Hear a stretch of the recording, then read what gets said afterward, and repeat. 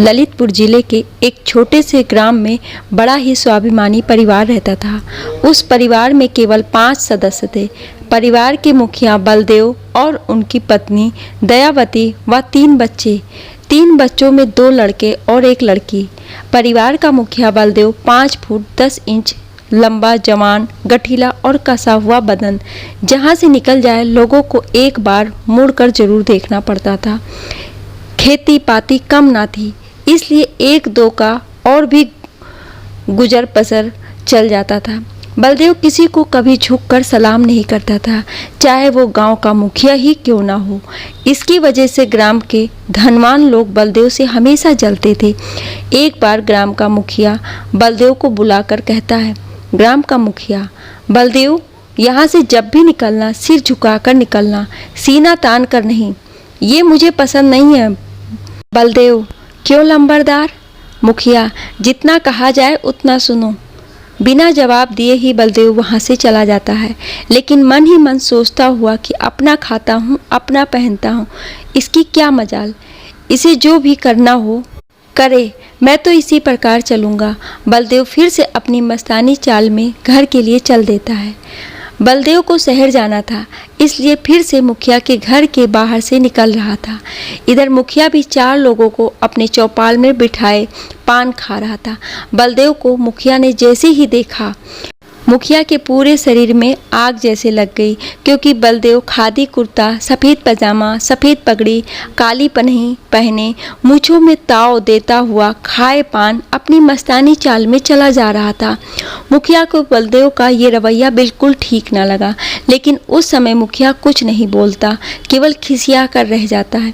मुखिया बलदेव को अपना दुश्मन समझने लगता है, क्योंकि मुखिया भी नहीं चाहता था कि मेरे रहते हुए कोई सिर उठाकर जी सके। मुखिया बलदेव को अपना दुश्मन समझने लगा, लेकिन ये बात बलदेव को पता नहीं थी। अब मुखिया के दिमाग में एक ही बात चल रही थी कि आखिर इसको कैसे प्रताड़ित किया जाए ताकि इसे सीख मिल सके। मुखिया काफ़ी प्रयत्न करने के बावजूद असफल हो जाता है। तब मुखिया सोचता है कि आखिर जड़ ही खत्म कर दी जाए, जिससे ना रहेगा बांस और ना बजेगी बांसुरी। तब मुखिया सुपारी देकर बलदेव को मरवाने के बारे में सोचता है। इधर बलदेव बिल्कुल बेखबर था और अपनी मस्तानी जिंदगी जीने में मस्त था। एक दिन रात्रि का वक्त था, खा पी कर सभी लोग सो जाते हैं। रात्रि को 12 बजे सभी लोग गहरी नींद में सो रहे थे कि अचानक मुंह बांधे हुए तकरीबन 10 लोग बलदेव के घर में प्रवेश कर जाते हैं। बलदेव के पास पहुंचकर तेज धारदार बांके से सीधे गले में वार कर दिया जाता है और उसी समय बलदेव की मृत्यु हो जाती है। लेकिन जैसे ही घर वालों को पता चलता है तो उनको ये कहा जाता है कि अगर किसी ने आवाज़ निकाली तो तुम्हारे साथ भी वही हाल होगा जो इसके साथ हुआ है। सुबह होते ही चारों तरफ हाहाकार मच जाता है। जो भी सुने या देखे तो उसका दिल दहल जाए। पूरे गांव में चित्कार ही चित्कार सुनाई दे रही थी। जो भी आता तो यही पूछता कि हाय राम, ये कैसे हुआ, लेकिन इसका जवाब किसी के पास ना था। पूरा परिवार हताश और निराश था। गांव के लोग और रिश्तेदार धीरे धीरे करके इकट्ठा हुए। सबने पूछा ये कैसे हुआ, लेकिन किसी के मुंह से जवाब नहीं मिल रहा था। बलदेव का सबने मिलकर अंतिम संस्कार किया। अब धीरे धीरे करके सभी लोग अपने अपने घर चले जाते हैं। जैसे तैसे करके दिन 13वीं की गई। इधर बलदेव के परलोक सिधार जाने के पश्चात घर में केवल 4 लोग बचते हैं, दयावती व 3 बच्चे। तीनों बच्चों में सबसे बड़ी बेटी थी, जिसे सब लोग प्यार से प्रेमा कहकर पुकारते थे। प्रेमा की उम्र 16 वर्ष ही थी। बलदेव प्रेमा के लिए लड़का ढूंढ रहा था, लेकिन जो नसीब में लिखा था वही हो गया। होने को फिर कौन टाल सकता है। 2 बेटों में से बड़े का नाम विशाल और छोटे का नाम रामदास था। बड़े बेटे की उम्र 14 वर्ष व छोटे बेटे की उम्र लगभग 12 वर्ष की थी। दयावती को ये बात पता थी कि मुखिया से एक दिन कहा सुनी हुई है। मुखिया बहुत दोगला आदमी है, वह कुछ भी ऐसा कर सकता है, उसके लिए कोई बड़ी बात नहीं है। मुझे अपने बच्चों का पालन पोषण करना है, इसलिए मुझे इस खूसट से दूरी बना के ही रहना चाहिए। दयावती अपने बच्चों को लेकर कहीं दूसरी जगह रहने के बारे में सोचती है, ताकि इस खूसट की छाँव मेरे बच्चों के ऊपर ना पड़े। इधर बलदेव की मृत्यु के बाद मोहल्ले या जाति के लोग काफ़ी दुखी थे, क्योंकि बलदेव के सामने किसी की क्या मजाल की मोहल्ले वालों को कोई उफ कहकर चला जाए। मोहल्ले में बलदेव हर प्रकार की सहायता करता था, चाहे आर्थिक हो, शारीरिक हो, मानसिक हो। इस वजह से लोग बलदेव को ज्योति पूंजी की तरह मानते थे। अब मोहल्ले के सभी लोग डर डर के जिंदगी जीने लगते हैं। एक दिन मोहल्ले के कुछ लोग बलदेव के घर आकर कहने लगते हैं कि दयावती बाई, हम तुम्हारी जितनी भी हो सकेगी खूब सहायता करेंगे, आप बेफिक्र रहिए। दयावती बाई से मिलकर फिर अपने अपने घर चले जाते हैं। इधर दयावती बाई को इस ग्राम से नफरत हो गई थी। उसका एक एक पल रहना काफ़ी मुश्किल होता जा रहा था। दयावती अपनी पूरी ज़मीन बेचकर इस ग्राम से निकलना चाहती थी। दयावती, मैं अब इस गांव में कभी नहीं रह सकती, क्योंकि आज मेरा सुहाग छीना है, कल मेरे बच्चों के साथ भी ऐसा होगा। मन ही मन जमीन और घर की कीमत लगाई जाती है। कीमत ज़्यादा अच्छी नहीं लगी, क्योंकि दयावती का इस गांव में एक पल भी रहना उसे काटने को दौड़ रहा था। इसलिए कम कीमत में ही बेचकर उसने मायके में रहने का निर्णय लेती है। मोहल्ले और गांव के सभी लोग बहुत मना करते हैं, लेकिन किसी की एक ना सुनी। बस मुंह से एक ही शब्द निकल रहा था कि मैं यहाँ नहीं रह सकती हूँ। जब दयावती नहीं मानती तो मोहल्ले के लोग दयावती को विदा करने चले जाते हैं। दयावती गांव छोड़कर अपने मायके में रहने के लिए चल देती है। इधर मोहल्ले के सभी लोग मायूस होकर अपने अपने घर लौट आते हैं। दयावती अपने मायके पहुंचकर कुछ दिन अपने भाई बहनों के साथ रहती है। फिर वहीं कुछ ज़मीन और रहने के लिए घर खरीद लेती है। अब दयावती अपने बच्चों को लेकर अपने नए घर में प्रवेश करती है। इधर ये सब काम करते करते समय काफ़ी बीत चुका था। प्रेमा भी लगभग 17 वर्ष की हो चुकी थी, इसलिए दयावती के मन में बेटी प्रेमा के विवाह की बातें उमड़ने लगती है। लेकिन समस्या ये थी कि प्रेमा के लिए अच्छा वर ढूंढेगा कौन। घर में कोई व्यक्ति तो था नहीं। दयावती, लड़के सब छोटे हैं, किसको लड़का ढूंढने के लिए कहूँ। यदि लड़का किसी ने ढूंढ भी दिया तो पता नहीं कैसा ना कैसा लड़का मिल जाए। मेरी एक बेटी है, भाड़ में थोड़ी ना झोंक दूंगी, मैं खुद ढूंढने जाऊंगी अपनी प्रेमा बेटी के लिए वर, मन ही मन सोचती है। दयावती अपनी प्रेमा बेटी के लिए सुशील को लेकर खुशी खुशी वर ढूंढने चली जाती है। दयावती अलग अलग साधनों से चलकर कई गाँव में पूछते पूछते अपने कास्ट वालों के यहाँ पहुँच जाती है। लेकिन जिसके भी दरवाजे पर पहुँचे आपस में बातें होने लगती कि ये बचलन औरत दूसरी बचलन लड़की के लिए वर ढूंढने आई है। बड़ी आई वर ढूंढने वाली। दयावती का सेवा सत्कार करना तो दूर की बात थी, दयावती से कोई सही से बात तक नहीं कर रहा था। उस गांव में जहां भी गई हर जगह दयावती को बचलन औरत की नज़रों से ही देखा जा रहा था। उस गांव से बेचारी दयावती को निराशा ही हाथ लगी। फिर बेचारी दयावती दुखी मन लेकर दूसरे गांव पहुंचती है, लेकिन यहाँ पर तो उससे भी बुरा नज़ारा था। जैसे तैसे पूछते पूछते अपने कास्ट वालों के यहाँ फिर पहुंचती है।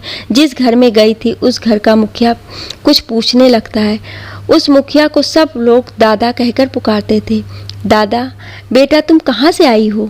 दयावती, दादा हम ललितपुर के एक छोटे से गांव सीतापुरी से आए हैं। दादा, बेटा तुम क्या करती हो? दयावती, दादा जो भी काम मिल जाता है वही काम कर लेती हूँ। दादा, बेटी तुम्हारे पति क्यों नहीं आए? दयावती, वो कुछ ही दिनों पहले गुजर गए हैं। दादा, वो कैसी बेटी? दयावती, गांव के एक व्यक्ति से कुछ कहा सुनी हो गई थी। दादा, बस इतने में ही? दयावती, हाँ दादा। दादा, क्यों बेटी, परिवार में और भी तो पुरुष सदस्य होंगे? दयावती, हाँ, लेकिन मैं किसी से भी ज़्यादा ताल्लुकात नहीं रखती हूँ। दादा, बड़ी आई ताल्लुकात ना रखने वाली, तेरा तो ताल्लुकात सबसे है, इसीलिए आज खसम जिंदा नहीं है। दादा मन ही मन सोचते हुए, दादा जब मन से निजात पाता है तो बोल पड़ता है। बेटा, हमारा नाती अभी पढ़ रहा है, हम अभी बेटे का विवाह नहीं करेंगे। यहाँ से भी जब निराशा हाथ लगती है तो दयावती दुखी मन से अपने बेटे को लेकर उस गांव से बाहर निकल आती है। गांव के बाहर आकर एक स्थान पर निराश होकर दोनों लोग बैठ जाते हैं। अब कहीं भी जाने का मन नहीं करता। तब सुशील माँ से पूछने लगता है, सुशील माँ, ये सब लोग हमें इस तरह क्यों देख रहे थे? माँ, बेटा ये सब लोग यही सोच रहे हैं कि मैं बदचलन हूँ। सुशील, माँ बदचलन क्या होता है? माँ, बेटा बदचलन उसे कहते हैं जो सही रास्ते पर ना चलता हो।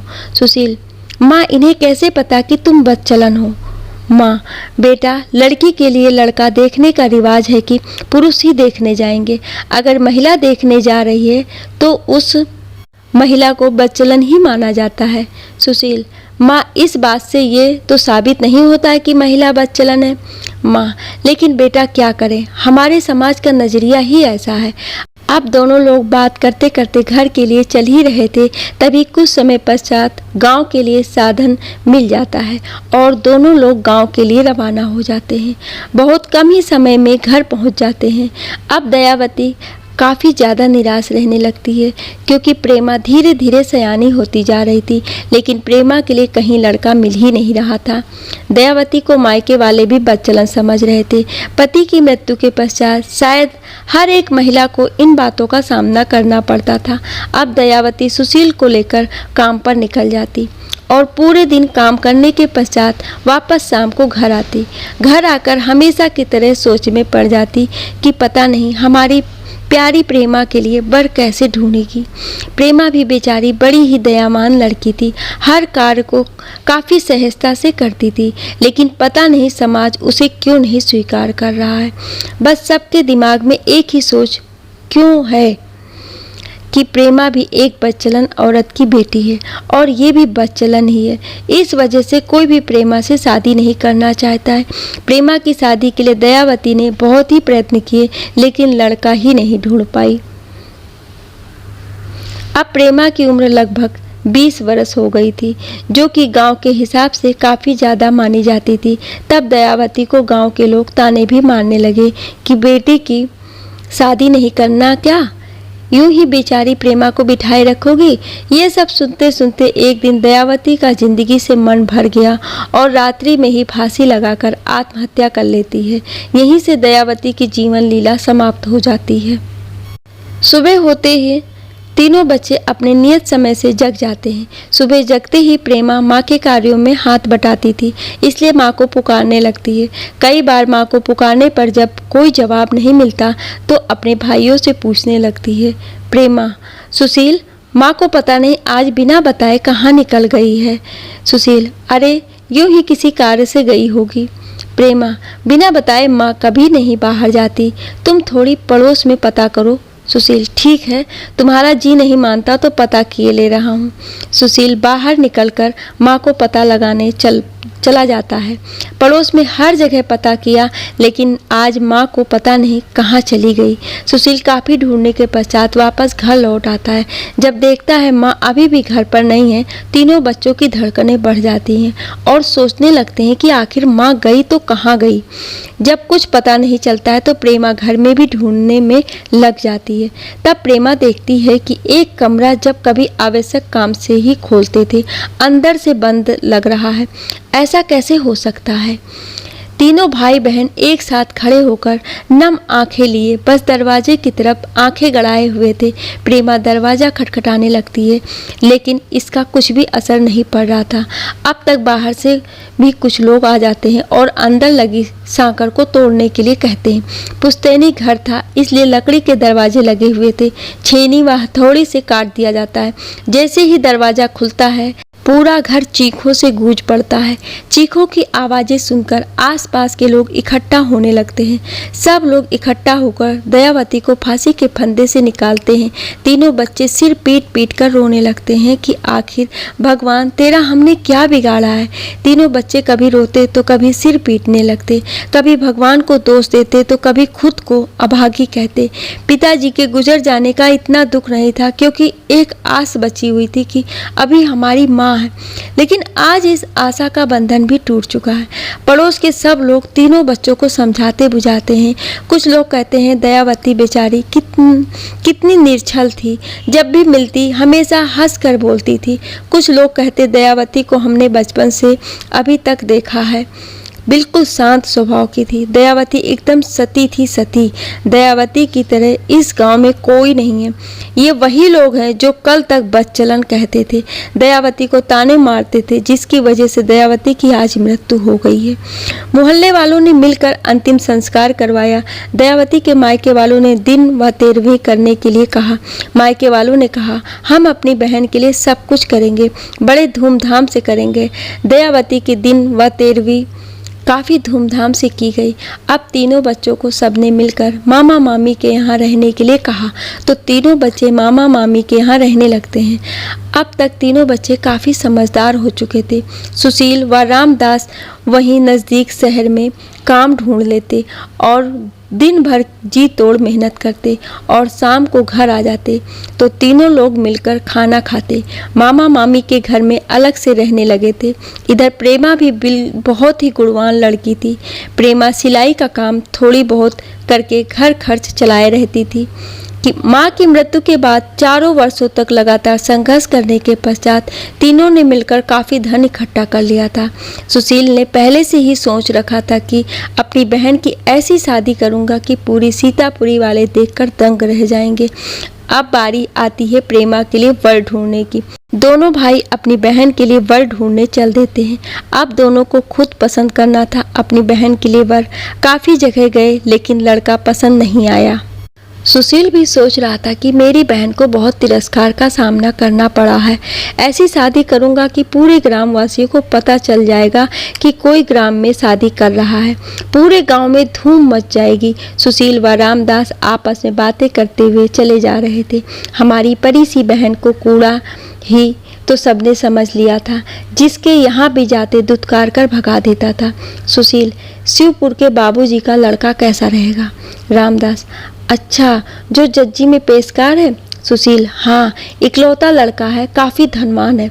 रामदास, लेकिन लड़का कितने दर्जे तक पढ़ा है? सुशील, पढ़ाई पूरी कर चुका है, नौकरी करने की तैयारी कर रहा है। रामदास, तब तो एकदम ठीक है, लेकिन ज़्यादा ना मांगने लगे। सुशील, बाबूजी एक सुंदर और अच्छी लड़की की तलाश कर रहे हैं। बाबूजी को मांग से कोई मतलब नहीं है। रामदास, तब तो बहुत सही रहेगा। सुशील, हमारे पिताजी से काफ़ी जान पहचान थी, बाबूजी हमें कभी इनकार ना करेंगे। रामदास, तो भैया शिवपुर चलें और आज ही बात फाइनल कर लें। सुशील, चलो चलते हैं।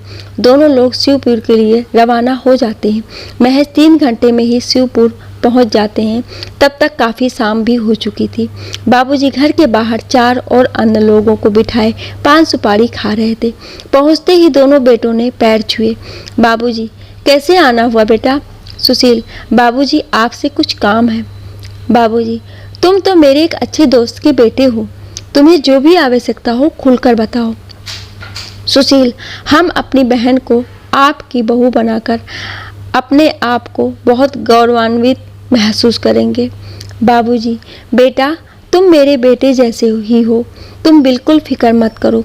सुशील, बाबूजी आप चलकर एक बार हमारी बहन को तो देख लीजिए। बाबूजी, बेटा हम प्रेमा बेटी से अच्छी प्रकार से परिचित हैं।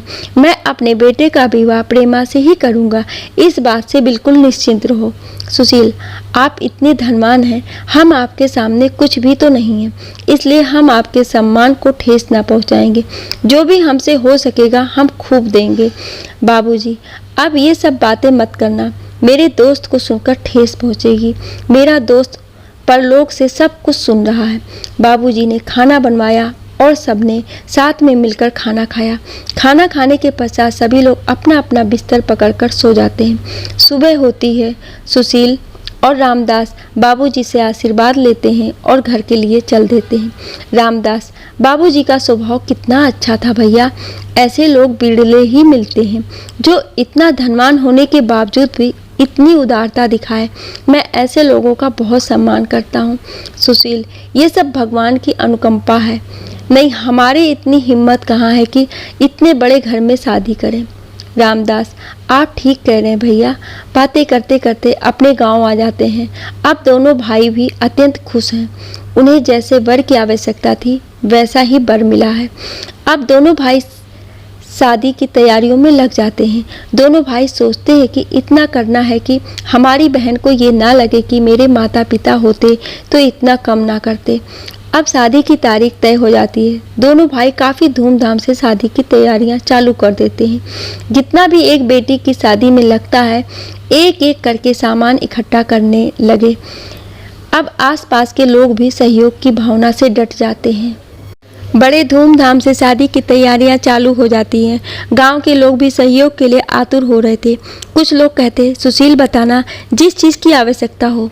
तो कुछ लोग कहते, मैं तुझे अपना ही मानता हूँ, तू परवाह मत करना, तेरा पूरा सहयोग करूँगा। उधर नाते और रिश्तेदार वाले भी समाचार भेजने लगे कि हम लोग जल्दी ही आ जाएंगे, तुम बिल्कुल भी परवाह ना करना। जो कल तक इस परिवार को बदचलन कहते थे, आज सबसे पहले सहयोग के लिए वही नाते और रिश्तेदार काम कराने के लिए आतुर हो रहे हैं। जो गांव के लोग इस घर का पानी तक नहीं पी रहे थे, आज मैला तक उठाने के लिए खड़े हैं। ये सब बातें तो सुशील को खुद भी नहीं समझ आ रही थी कि ये सब कैसे बदल गया। सुशील भी सोचने लगता है कि ये सब भगवान की लीला है, इसमें मैं काहे को फालतू में दिमाग खराब करूं। चारों तरफ केवल एक ही चर्चा चल रही थी, प्रेमा की शादी की चर्चा। आज वो दिन भी आ गया जिस दिन का लोगों को बेसब्री से इंतजार था। बाबूजी के भी एक ही तो लड़का था। बाबूजी ने भी सोच रखा था कि काफ़ी धूमधाम से शादी करूंगा। जैसा बाबूजी ने सोचा था वैसा चल भी रहा था। गांव में जैसे ही बारात प्रवेश करती है, पटाखों की आवाज़ से पूरा वातावरण गुंजायमान हो जाता है। गांव वालों को भी पता चल गया कि अब तो निश्चित ही बारात आ चुकी है। वो सब लोग और भी तेजी से काम पर डट जाते हैं। रोड लाइट, डीजे, बैंड व घोड़ा बिड़ले लोग ही शादियों में ले जाया करते थे, लेकिन आज सब कुछ देखने को मिल रहा है। गांव के बच्चे बूढ़े सब एकदम मस्त थे देखने में। सब लोग यही कहते, किस्मत वाले को ही ऐसा घर मिलता है। नहीं, रामेश्वर से बड़ा इस गांव में कोई नहीं है। लेकिन उसकी बेटी की शादी भी इतनी धूमधाम से नहीं हुई थी। गांव के अंदर कुछ ही दूर पर जनवास था, इसलिए धूम धड़ाका करती हुई बारात जनवास पहुंची जाती है। सबसे पहले बारातियों का फल से स्वागत होता है। फल में भी विभिन्न प्रकार के फलों का मिश्रण था। फल के कुछ ही देर के पश्चात दूसरा नाश्ता दिया जाता है, जिसमें बर्फी, गुलाब जामुन, छेना, गाजर का हलवा, पेड़ा व समोसा था। जो गांव के लोग थे उन्हें खाने का कभी कभार ही तो मौका मिलता है, फिर भी वो ठहरे अच्छी मेहनत करने वाले लोग, इसलिए इन्हें तो कोई समस्या नहीं हुई। लेकिन शहर वालों की हालत गंभीर थी। खा खा कर मैदान की तरफ भागने लगे। काफ़ी मैदान था, इसलिए ये समस्या समझ में नहीं आई। अब टीका चढ़ाओ व जयमाल हुआ। जिसने भी जोड़ी देखी बस यही कहता रहा, वाह क्या जोड़ी है, काश हमें भी ऐसा मौका मिलता तो मज़ा आ जाता। अब सबने मिलकर शादी का कार्य संपन्न किया। विदाई की बारी आई। सबने मिलकर प्रेमा को विदा किया। दोनों भाई अपनी बहन प्रेमा से बहुत प्यार करते थे। माँ और पिता जैसा प्यार इसी प्रेमा ने ही दोनों भाइयों को दिया था। प्रेमा अपने दोनों भाइयों को खिलाकर ही हमेशा खाती थी। इन तीनों में इतना अटूट प्रेम शायद ही कहीं देखने को मिलता था। इस प्रेम ने इन तीनों को बहुत मजबूती से बांध रखा था। आज प्रेमा से अपने आप को अलग होता देख जी काटने को दौड़ रहा था। रुक रुक कर आंसू आ रहे थे। रिश्तेदारों व आसपास वालों ने बहुत समझाया, लेकिन कुछ फर्क ही नहीं पड़ रहा था। उनके ऊपर जितना हाथ फेरे उनके उतने ही आंसू बढ़ रहे थे। लेकिन किसी तरह से माहौल शांत हुआ और सभी धीरे धीरे नाते और रिश्तेदार वाले अपने अपने घर के लिए प्रस्थान करने लगे। अब दोनों भाई बेचारे मिलकर जैसे तैसे खाना बनाते और दोनों लोग साथ में खाकर अपने काम पर निकल जाते। अब दोनों की यही दिनचर्या बन चुकी थी। धीरे धीरे काफ़ी समय गुजर जाता है। सब लोग अपने अपने कार्य में डट जाते हैं। तभी शिवपुरी से एक तार आता है जो कि प्रेमा के नाम से ही था। पत्र पाकर सुशील काफ़ी अचंभित होता है कि आखिर पत्र क्यों आया है, वो भी अचानक बुलाया है। फिर भी अपने आप को सांत्वना देता हुआ शिवपुरी के लिए चल देता है। जब शिवपुरी पहुंचता है तो वहां देखता है कि दहचल मची हुई थी। ये सब देखकर सुशील एकदम दंग रह जाता है कि आखिर ये दहचल कैसा है। तभी प्रेमा रोती हुई सुशील के पास आती है और बोलती है, इस घर में मुझे बहुत दुख है, मुझे यहाँ से ले चलो, मैं यहाँ जीवित ना रह पाऊँगी। हट मेरी बहन, ऐसा मत बोल, नहीं तो मैं जीवित ही ना रह पाऊँगा। प्रेमा के पति का नाम हर्षित रहता है। रोती हुई प्रेमा बोल पड़ती है, हर्षित को पता ही नहीं रहता है कि वह दिन रात कहाँ रहता है। अगर घर आता भी है तो दारू पीकर पड़ा रहता है। जब से मैं इस घर में आई ना मुझसे बात करता है और ना ही मेरे नज़दीक आता है। ऐसी ज़िंदगी जीने से अच्छा है कि मैं मर ही जाऊं। सुशील इस माहौल को देखकर बहुत दुखी हुआ, लेकिन सुशील को ये भी तो समझ नहीं आ रहा था कि आखिर इस सज्जन के घर में ऐसा माहौल कैसे हो सकता है। फिर बाबूजी के घर में तो और भी कोलाहल होने की संभावना ना थी, क्योंकि वो खुद दूसरे लोगों को समझाते थे। इधर मेरी बहन भी तो झूठी नहीं हो सकती, कोई घर पर था नहीं तो बहन को घर ही ले जाता। कुछ दिन तक घर में रहती तो शायद मन बदल जाता, क्योंकि यहाँ जब से प्रेमा आई है मायके आने का मौका भी तो नहीं मिला, इसलिए एक जगह रहते रहते दिमाग विचलित होने लगता है। सुशील कहता है, जिस दिन बाबूजी घर पर होंगे मैं तुम्हें लिवा ले जाऊँगा, तुम बिल्कुल फिक्र मत करो, अब तुम प्रेम से रहो और इसी घर को स्वर्ग बनाओ। ये सब कहकर सुशील प्रेमा से पूछकर घर के लिए चल देता है। सुशील सोचता है कि शुरुआती दौर में हर घर में ये समस्या आती है, ये कोई बड़ी बात नहीं है। इधर सुशील के जाने के पश्चात अब तो और भी विकट समस्या आ जाती है। हर्षित के बुरे गुण और भी दिन प्रतिदिन बढ़ते जा रहे थे। हर्षित 2-2 दिन 3-3 दिन घर ही नहीं आता था। बाबूजी तो इस बात से खुद परेशान थे कि आखिर क्या करूं हर्षित का। इसीलिए तो मैंने शादी की थी हर्षित की, ताकि ये सुधर जाएगा। इकलौता बेटा होने के कारण मैंने भी हर्षित को बहुत दुलार दिया है, इसकी हर ख्वाहिश को पूरा किया है। मुझे क्या पता था कि कल के दिन मेरे लिए ही काल बन जाएगा। इधर प्रेमा के लिए तो जीना हराम हो गया था। अगर प्रेमा अपना दुखड़ा अपनी सास को सुनाती तो सास प्रेमा को ही काटने को दौड़ती, कहती, तुम तो बस मेरे बेटे के ऊपर हमेशा लांछन लगाती रहती हो, लगता है तुम तो बिल्कुल दूध की धुली हो। बेचारी प्रेमा कहे तो किससे कहे। बेचारे बाबूजी खुद ही हर्षित से परेशान थे। बाबूजी का पूरा घर दिन भर कोलाहल से भरा रहता था। हर्षित शहर में रहकर नौकरी करने, लेकिन तैयारी तो जैसी तैसी ही करता, बस हमेशा मौज मस्ती में ही रहता था। हमेशा हर्षित के बारे में गंदी गंदी बातें उठती रहती थी। कभी किसी लड़की के साथ टहल रहा है, कहीं दोस्तों के साथ मौज मस्ती हो रही है। आए दिन बस यही सुनने को आने लगा कि हर्षित अब बिगड़ चुका है। ये सब सुनकर प्रेमा भी अत्यंत परेशान रहती। पहले तो सोचती थी कि समय के साथ सब ठीक हो जाएगा, लेकिन हर्षित की हरकतें दिन प्रतिदिन बढ़ती जा रही थी। प्रेमा ने फिर अपने भाई के लिए एक पत्र लिखा कि मुझे इस घर से ले चलो, नहीं मुझे जीवित नहीं पाओगे। बेचारा सुशील जैसे ही पत्र पाता है दौड़ा हुआ बहन के यहाँ पहुँच जाता है। बहन के घर पहुँचकर बाबूजी के चरण छूता है और बाबूजी के पास बैठ जाता है। सुशील खुद कुछ नहीं बोलता, बस बाबूजी के सामने शांति से बैठा रहता है। तभी बाबूजी बोल पड़ते हैं कि बेटा, मैं भी इस बात से बहुत दुखी हूँ कि मैं खुद अपने बेटे को नहीं संभाल पा रहा हूँ। प्रेमा बेटी जैसी बहू शायद किसी को मिले। मैं तो प्रेमा बेटी को पाकर बहुत खुश हूँ। सोच भी रहा था कि अब तो हर्षित सुधर जाएगा, लेकिन हर्षित की बुरी हरकतें दिन प्रतिदिन बढ़ती जा रही हैं। हर्षित को शहर से बुलाया गया। हर्षित अपने घर आ जाता है। हर्षित को सबने मिलजुल कर खूब समझाया। हर्षित ने सबकी बातें बड़ी प्रेम से सुनी। ऐसा तो लग ही नहीं रहा था कि इसके इतने बुरे आचरण होंगे। सबकी बातें सुनकर कहने लगा कि अब आप लोगों को ऐसी बातें कभी भी सुनने को नहीं मिलेंगी। सब लोग खुशी खुशी अपने अपने घर चले जाते हैं। इधर सुशील भी अपने घर चला जाता है। पिताजी से इजाज़त लेकर हर्षित भी शहर चला जाता है। अगले दिन सुनने को मिला कि हर्षित एक लड़की को लेकर फरार हो गया है। ये बात बहुत जल्दी हर जगह फैल गई। प्रेमा को भी पता चला तो उसे असहाय पीड़ा हुई। तभी भभकते हुए अंगारे की तरह सास आई और प्रेमा को कहने लगी, जो भी हो रहा है तेरी वजह से हो रहा है। प्रेमा के लिए ये सब सह पाना असहाय था। तभी प्रेमा एक कोठरी में घुसकर फांसी लगाकर जान दे देती है। प्रेमा की तत्काल मृत्यु हो जाती है, जिससे पूरे घर में कोहराम मच जाता है। हर तरफ केवल एक ही शब्द सुनने को मिल रहा था, सुना है बाबूजी की बहू ने फांसी लगा ली है। हाँ, लगा ली है। प्रेमा बेचारी जब से आई उसे कहाँ सुख मिला है। ये हर्षित बेचारी प्रेमा को जीने कहाँ दिया है। खुद नहीं मर गया, खुद मर जाता तो किसी को भी इतना दुख ना होता। बेचारी प्रेमा जब भी कभी निकलती थी कितना प्रेम से बोलती थी, दिल बहल जाता था। प्रेमा की सास भी तो उसके लिए बिल्कुल जहर थी। सीधे मुंह कभी प्रेमा से बात नहीं की होगी। बेचारी बाबूजी कर भी क्या सकते थे। हर्षित के सामने कहाँ किसी की चलती थी।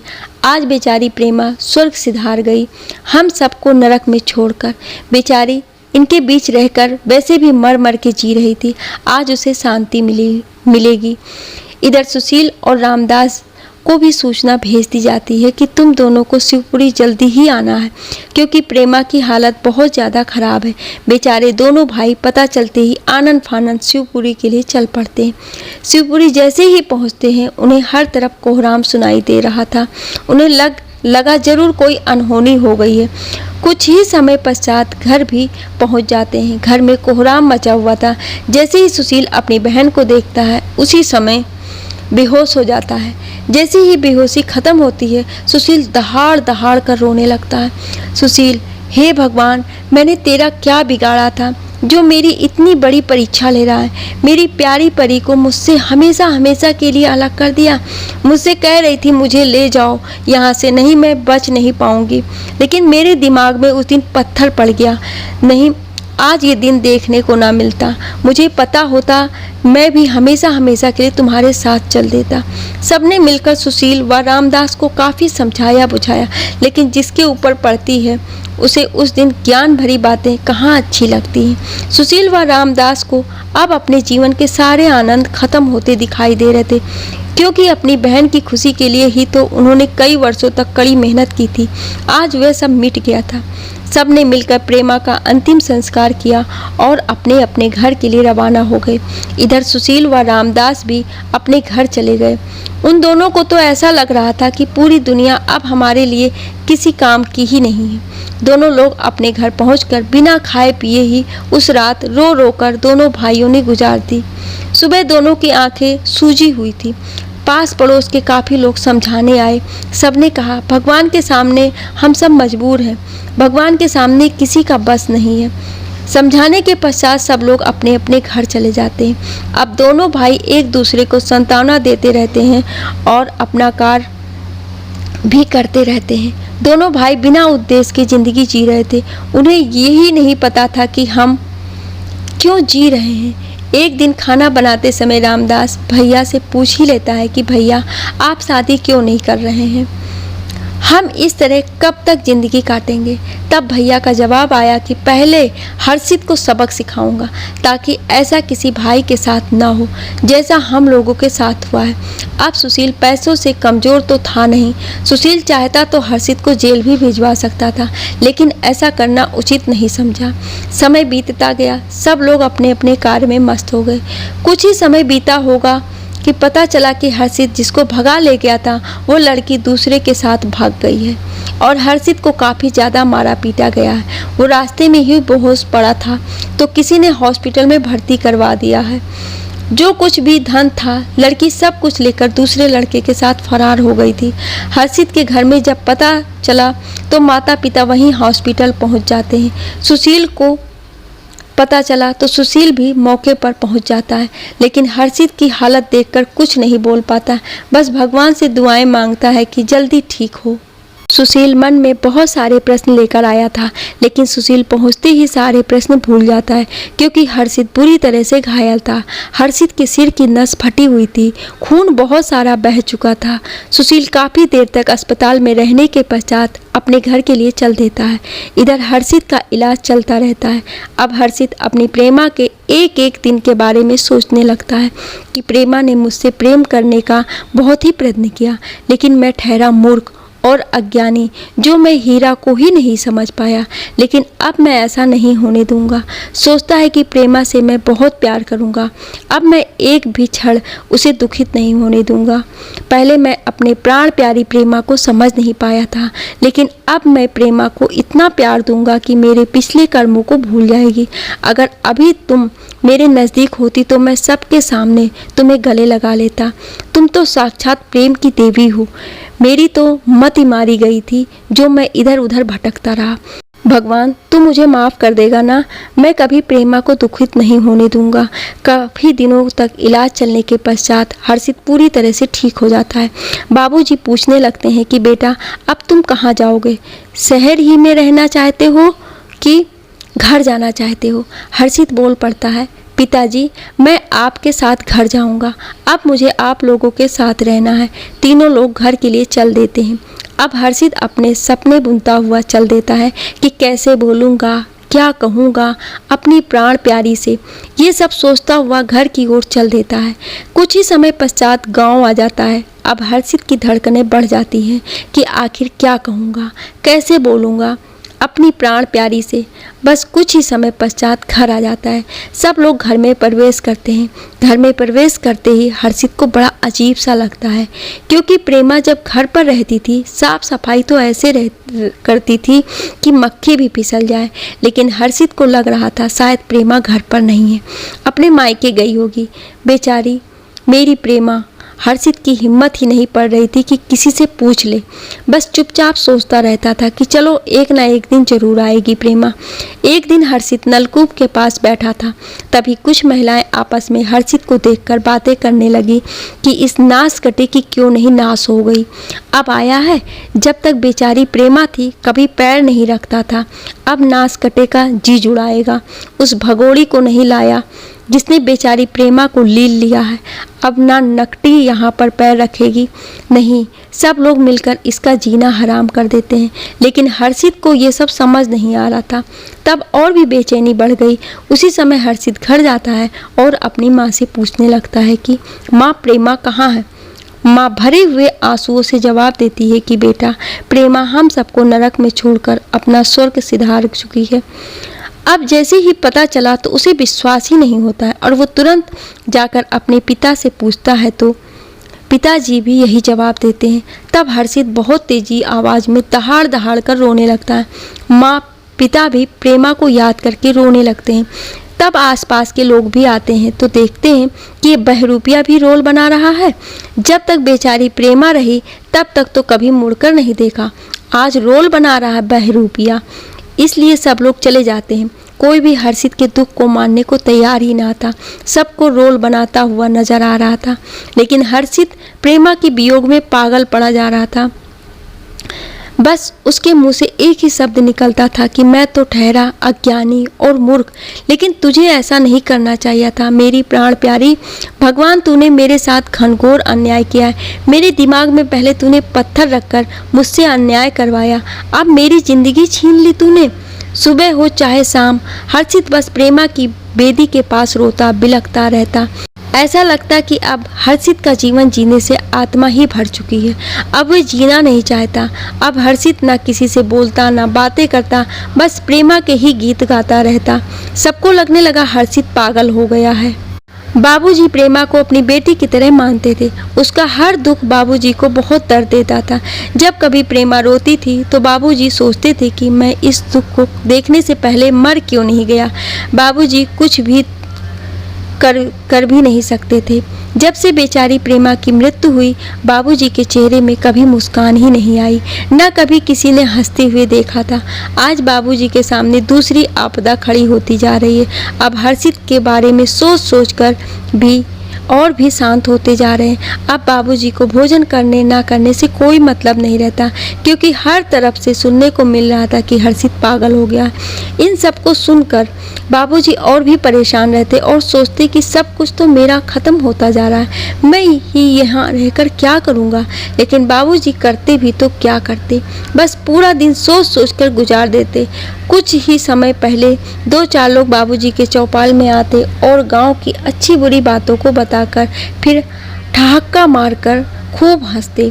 लेकिन आजकल चौपाल में बेचारे बाबूजी अकेले पड़े रहते हैं, वहाँ कोई नहीं आता। बाबूजी भी पूरा दिन कभी प्रेमा के बारे में तो कभी हर्षित के बारे में सोच सोच कर गुजार देते। एक दिन अचानक बाबूजी का शरीर ठंडा पड़ जाता है। तभी रात्रि में ही बाबूजी को अस्पताल में भर्ती कराया जाता है। डॉक्टरों ने बताया कोई समस्या नहीं है, केवल बीपी लो है, नियंत्रित हो जाएगा। लेकिन डॉक्टरों के काफ़ी मशक्क़त के बाद भी बाबूजी संभल नहीं पाए और अंततः स्वर्ग सिधार गए। पहले से ही घर में इतनी सारी समस्याएं थी, इधर घर में एक और आपदा आ गई। अब घर में 2 ही लोग तो बचे हुए थे, माँ और बेटा। दोनों को पूरे घर को संभालना ही था। एक शहंशाही घर का बुरी तरह से सत्यानाश हो चुका था। पूरा गांव इस दहशत को लेकर सोचकर ही कांप जाता था। बाबूजी के शव को अस्पताल से गांव लाया जाता है। जैसे ही बाबूजी का शव गांव पहुंचता है कि पूरे गांव में कोहराम मच जाता है। किसी बुरे व्यक्ति की मौत से किसी को दुख नहीं होता, लेकिन बाबूजी जैसे नेक और ईमानदार व्यक्ति शायद ही कहीं मिलते हैं। बाबूजी की मौत का दुख पूरे गांव को था। बाबूजी के अंतिम संस्कार में लोगों की भीड़ लगी हुई थी। पता नहीं कहां कहां से लोग आए हुए थे। सैकड़ों की संख्या में भीड़ जमा थी। सबने मिलकर कार्य को संपन्न किया। सुशील और रामदास भी बाबूजी के कार्यक्रम में बढ़ चढ़कर भाग लिया था। कोई बिरला ही रिश्तेदार होगा जो बाबूजी जैसे नेक व्यक्ति के कार्यक्रम में ना आया हो। आपको ये कहानी कैसी लगी हमें कमेंट करके ज़रूर बताएं और ऐसी ही कहानियाँ सुनने के लिए हमें सब्सक्राइब ज़रूर करें। Thank you.